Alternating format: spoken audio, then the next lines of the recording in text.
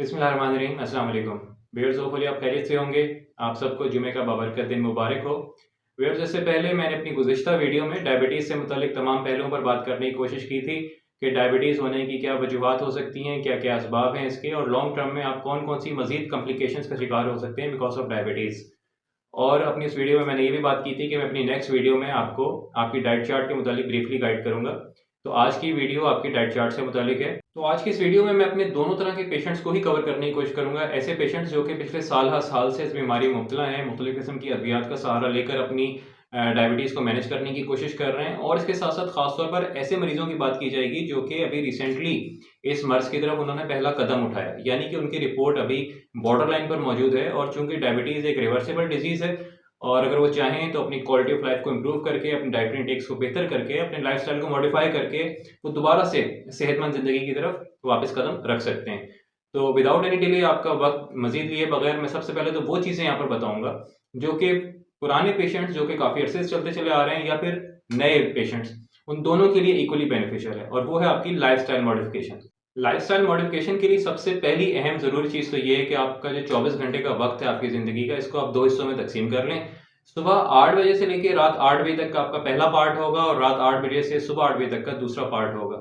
ये जो पहला पार्ट है आपका सुबह 8 बजे से लेके रात 8 बजे तक का, इस दरमियान आपने तमाम खाना-पीना है, नाश्ता भी करना है, दोपहर का खाना खाना है, रात का खाना खाना है, कोई चाय पीनी है जो मैं आपको बताऊँगा। वो आपने सब ये काम करने हैं सुबह 8 बजे से लेके रात 8 बजे तक। लेकिन रात 8 बजे से लेके सुबह 8 बजे तक आपने कुछ खाना नहीं है, सॉलिड इंटेक आपकी बिल्कुल बंद होगी, सिर्फ़ आप पानी पी सकते हैं क्योंकि ये वो टाइम होगा कि आपका जो बॉडी सिस्टम है, जो आपका जो ग़िज़ाएँ आपने सारा दिन में खाई हुई हैं, वो उसको डाइजेस्ट करेंगी और उसका रेस्टिंग का टाइम होगा। मैं आपको कुछ चीज़ें बता दूँगा और एक ज़िम्मेदार पेशेंट होने के नाते अगर आप उस तमाम स्केड्यूल को खुद फ़ॉलो कर लेंगे और अपने ऊपर इम्प्लीमेंट कर लेंगे और सबसे अच्छा चार्ट अगर आप खुद बना लेंगे अपनी ज़िंदगी के मुताबिक कि आपने सुबह क्या खाना है, दोपहर को क्या खाना है, शाम को क्या खाना है और कौन-सी चीज़ें हैं जो कि आपको शुगर की ज़्यादती की तरफ लेकर जा रही हैं और कौन-सी चीज़ें हैं जो कि आपके ग्लाइसेमिक कंट्रोल को लेवल को कंट्रोल में रख रही हैं, तो फिर आप एक बेहतरीन तरीके से अपना चार्ट जब खुद बना लेंगे, तो आपको फिर किसी वीडियो वगैरह की ज़रूरत नहीं है, किसी डाइट चार्ट की ज़रूरत नहीं है, सिर्फ़ आपको एक गाइडेंस की ज़रूरत है जो कि मैं आपको फराहम कर दूँगा। तो अब यहाँ पर हम बात कर लेते हैं कि आप कौन-कौन सी ग़िज़ाओं का इस्तेमाल कर सकते हैं। तो एक चीज़ आप सबसे पहले ज़हन नशीन कर लीजिए कि वो तमाम ग़िज़ाएँ जिसके अंदर अच्छी मिकदार में कार्बोहाइड्रेट्स मौजूद हैं, कार्ब्स मौजूद हैं, ये ग़िज़ाएँ आपके लिए नुकसानदेह हैं। लिहाज़ा आपने वो ग़िज़ाएँ इस्तेमाल करनी है जिसके अंदर कम से कम मिकदार में कार्बोहाइड्रेट्स होंगे क्योंकि यही कार्बोहाइड्रेट्स जब आप इस्तेमाल करते हैं, तो आपका जिस्म इसको ग्लूकोज़ में कन्वर्ट कर देता है और यही ग्लूकोज़ मेनली रिस्पॉन्सिबल होता है आपका ब्लड शुगर लेवल इंक्रीज़ करने के लिए क्योंकि जब ये ब्लड स्ट्रीम में जाता है ग्लूकोज़ तो उसके मुताबिक ही पैनक्रियाज़ को इंसुलिन प्रोड्यूस करना पड़ता है और इस तरह से इंसुलिन की मिकदार बढ़ जाती है और इंसुलिन रेजिस्टेंस भी डेवलप हो जाती है। आप मज़ीद तफ़सीलात जानना चाहें तो इससे पिछली वीडियो में मैंने तमाम डिटेल बताई है जो कि आपकी मज़ीद बेहतर रहनुमाई कर सकेगी। तो आप उन ग़िज़ाओं का इस्तेमाल कम से कम करें जिसमें कार्बोहाइड्रेट्स ज़्यादा मिकदार में होती हैं। यूजुअली क्या समझा जाता है अगर किसी को शुगर डायग्नोज़ हो गई है तो सबसे पहले कहा जाता है कि आप मीठा खाना-पीना बंद कर दें। लेकिन मैं आपको एक हैरत अंगेज़ फैक्ट बता देता हूँ कि जो आप मिठाई खाते हैं, मीठी अशिया ग़िज़ाएँ खाते हैं, इसके अंदर कार्बोहाइड्रेट्स ऑन एन एवरेज 20 से 25% होता है। लेकिन एक दरमियाने साइज़ की रोटी जो आपके घर में बनती है, उसके अंदर ऑन एन एवरेज तकरीबन 70 से 75% तक कार्बोहाइड्रेट्स होते हैं, जो कि इक्विवेलेंट होते हैं तकरीबन 4 स्पून शुगर के। तो इस इक्वेशन के मुताबिक तो आपकी रोटी जो है वो आपकी मिठाई से ज़्यादा नुकसानदेह साबित हो रही है।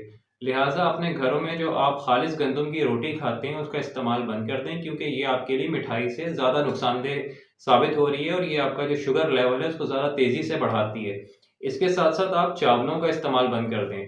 चावल चाहे व्हाइट हों, चाहे ब्राउन हों, चाहे नए हों या पुराने हों, चाहे जिस तरह के भी चावल हों, इसमें 70 टू 75% तक कार्बोहाइड्रेट्स होते हैं जो कि आपका ब्लड शुगर लेवल बहुत तेज़ी से बढ़ा देते हैं।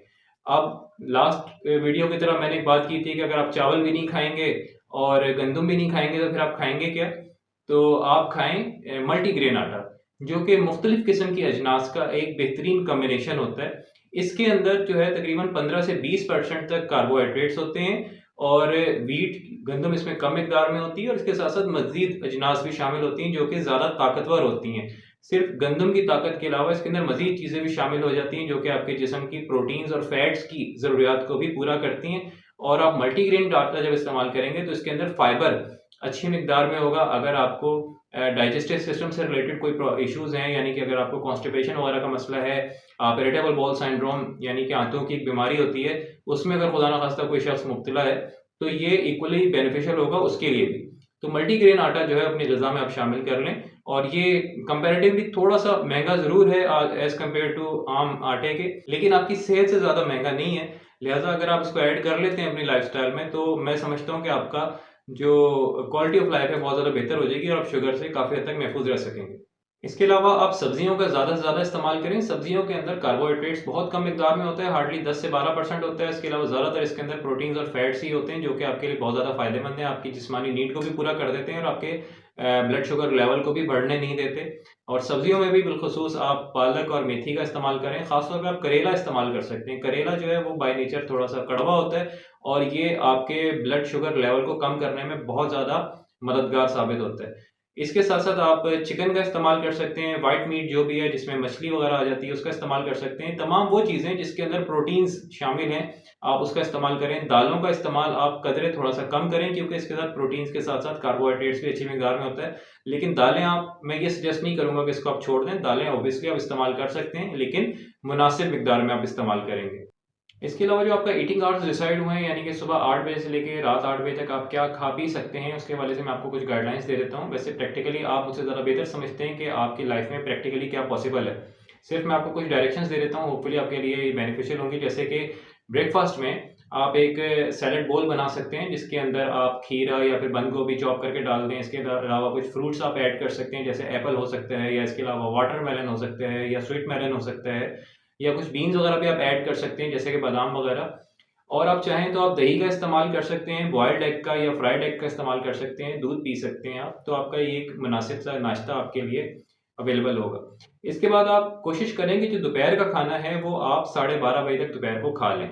ज़्यादा लेट ना करें, और इस खाने में आपके जो घर में सब्ज़ी बनी हो, दाल बनी हो या चिकन बना हुआ हो, वो आप मुनासिब मिकदार में लें। और एक छोटी रोटी घर की बनी हुई दरमियाने साइज़ की जो है वो आपने इस्तेमाल करनी है। रोटी बहुत ज़्यादा बड़ी ना हो और बहुत ज़्यादा छोटी ना हो, लेकिन एक रोटी आपने इस्तेमाल करनी है, ताकि आपकी जिस्मानी ज़रूरियात भी पूरी हो जाएँ और आपका जो ग्लाइसेमिक लेवल है वो भी कंट्रोल में रहे। उसके बाद आपने शाम के टाइम जो है वो कोशिश करनी है कि कुछ हल्का-फुल्का चाय के साथ आप खा पी सकते हैं। जैसे कि एक फ्राइड चिकन हो सकता है, आप फ्राइड चिकन इस्तेमाल कर सकते हैं। उसके अंदर भी प्रोटीन्स और फैट्स की मिकदार ज़्यादा है, और उसके अंदर कार्बोहाइड्रेट्स कम होते हैं, लिहाज़ा आपका ग्लाइसेमिक लेवल कंट्रोल में रहेगा। लेकिन शाम की चाय के साथ आप मैदे से बनी हुई अशिया या फिर बेकरी आइटम्स का इस्तेमाल बिल्कुल ना करें। इससे आपका जो ग्लाइसेमिक लेवल है वो बड़ी तेज़ी से इंक्रीज़ होगा।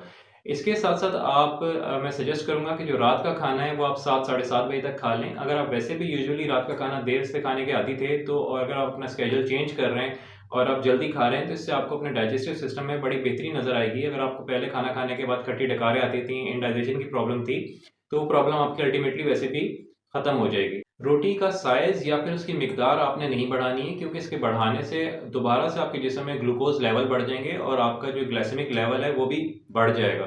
और जो आपका ऑब्जेक्टिव है कि अपने शुगर लेवल को आप कंट्रोल में रखें, तो वो आप अपने ऑब्जेक्टिव को पूरा नहीं कर सकेंगे। मज़ीद ये कि अपने टेस्ट को मज़ीद डेवलप करने के लिए और इसकी एनर्जी को मज़ीद बढ़ाने के लिए आप देसी घी का या फिर बटर का इस्तेमाल कर सकते हैं। बट हैविंग सेड दैट, अगर आपको ब्लड प्रेशर नहीं है, अगर आपको ब्लड प्रेशर की शिकायत नहीं है, तो फिर आप इन 2 चीज़ों का भी इस्तेमाल कर सकते हैं, क्योंकि इसमें प्रोटीन्स और फैट्स होते हैं, और प्रोटीन्स और फैट्स आपके ब्लड शुगर लेवल को बढ़ाने में उनका कोई किरदार नहीं है।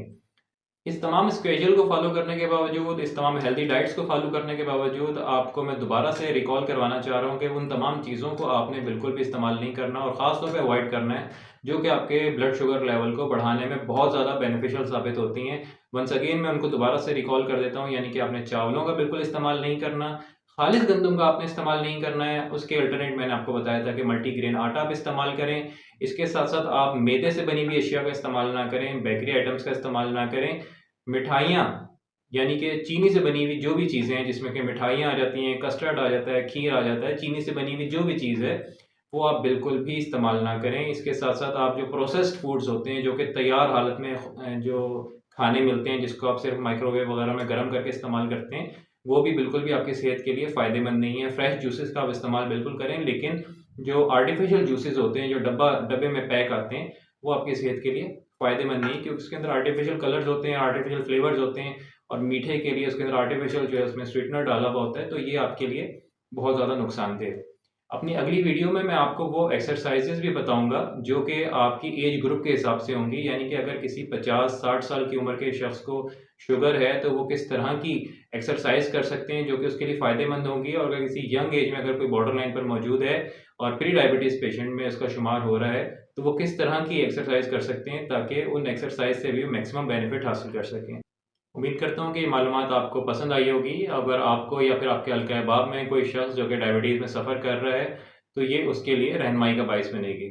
अपना और अपने अहल-वयाल का ख़्याल रखिएगा। अस्सलाम वालेकुम।